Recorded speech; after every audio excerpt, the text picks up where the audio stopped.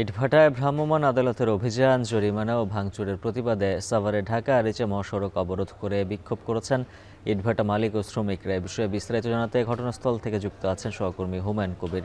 হুমায়ুন, জানাবেন সড়কে এখন কি পরিস্থিতি?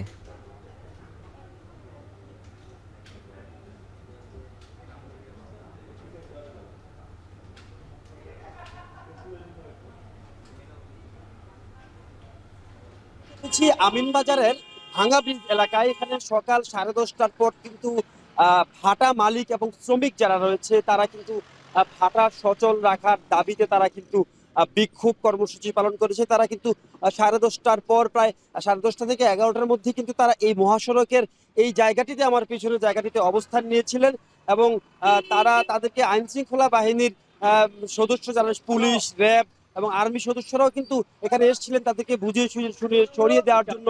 কিন্তু তারা আসলে তারা কোনোভাবেই সরছিলেন না। কিন্তু অনেকক্ষণ হয়ে যাওয়ার কারণে প্রায় 10:30 থেকে 12টা এই পর্যন্ত কিন্তু তারা, মানে এই 2-3 আগে তারা কিন্তু নিজেরাই সড়ক থেকে উঠে গেছেন এবং তারা বলছেন তাদের যে দাবি হচ্ছে তাদের যে ভাটাগুলো বন্ধ করে দেওয়া হয়েছে, কোনো রকমের নোটিশ ছাড়াই ভাটা বন্ধ করে দেওয়া হয়েছে। ফলে ভাটার কয়েক হাজার শ্রমিক বেকার হয়ে পড়েছে এবং ভাটা মালিক যারা রয়েছে তারা কয়েক কোটি টাকার ক্ষতির সম্মুখীন হচ্ছে।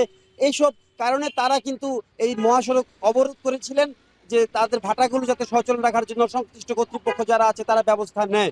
কিন্তু এই সব ভাটাগুলো বন্ধের ব্যাপারে কিন্তু সরকার থেকে একটি নির্দেশনা রয়েছে, ডিগ্রেডেড কিন্তু ঘোষণা করা হয়েছে ইতিমধ্যে।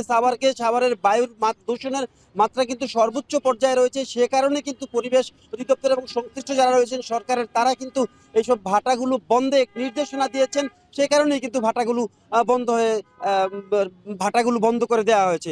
এই বিক্ষোভ অবরোধের কারণে আমরা দেখেছি প্রায় 8 কিলোমিটার এলাকা ঢাকামুখী লেন এবং ঢাকাগামী লেন এবং আরিচাগামী লেনে কিন্তু প্রায় 8 কিলোমিটার এলাকা দুই দিকেই যানজটের সৃষ্টি হয়েছে। ফলে সাধারণ মানুষের ভোগান্তি কিন্তু চরমে পৌঁছেছিল। বিশেষ করে বৃদ্ধ এবং নারী এবং শিশু যারা রয়েছে তারা কিন্তু চরম ভোগান্তির মধ্যে পড়েছে এবং আমরা দেখেছি অনেকেই পায়ে হেঁটে কিন্তু 7-8 কিলোমিটার পথ পাড়ি দিতে হয়েছে।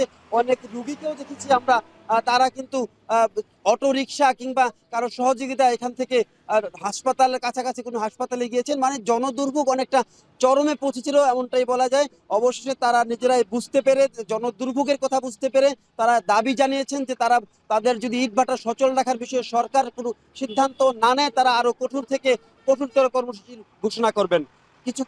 সর্বশেষ যে পরিস্থিতি সেটা হচ্ছে কিছুক্ষণ আগেই তারা সড়ক থেকে তারা হুঁশিয়ারি দিয়ে গেছেন যে ভবিষ্যতে যদি তাদের খুব স্বল্প সময়ের মধ্যে তাদের দাবি মেনে না হয় তারা আরো কঠিন আন্দোলনের দিকে যাবেন। এই হুঁশিয়ারি দিয়ে কিন্তু তারা সড়ক ত্যাগ করেছেন। এই ছিল আমার কাছে সড়কের সর্বশেষ নিয়ে বিস্তারিত। এখন ঢাকায় নিচ্ছে আরেকটা বিরতির, সঙ্গেই থাকুন।